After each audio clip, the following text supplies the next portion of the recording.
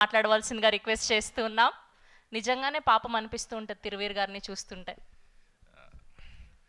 ఇక్కడికి వచ్చిన అల్లరి నరేష్ గారికి, హరిశంకర్ గారికి, దశరథ్ గారికి, బివిఎస్ రవి గారికి thank you sir, thank you so much.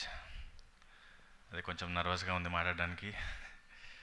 And media, నేను ఇంకా మర్చిపోలేదు, 4-5 నెలలే అయింది ప్రీ వెడ్డింగ్ షో రిలీజ్ అయ్యి. మీరు ఇచ్చిన సపోర్ట్ నేను ముసలోడు అయ్యాక కూడా మర్చిపోను. అండ్ ఏదో మాట్లాడదాం అనుకున్నాను, ఏం మాట్లాడలేకపోతున్నాను. మీరు గుర్తు చేశారు కాబట్టి అజయ్ ఘోష్ గారి గురించి చెప్పాలి. ఈ సినిమా చేసినప్పుడు ఆగండి సార్, అది సినిమా గురించి.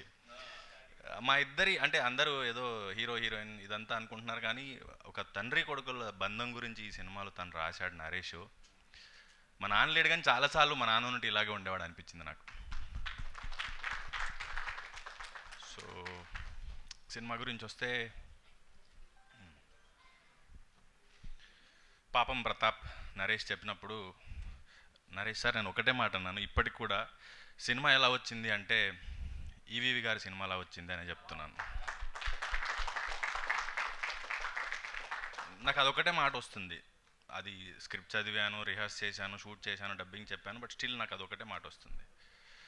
సో సినిమా విషయానికి వస్తే, మగాడంటే ఏడవకూడదు, భయపడకూడదు, బాధపడకూడదు, ఇలా ఏవో చెప్తూ ఉంటారు, కానీ మగాడు కూడా మనిషే.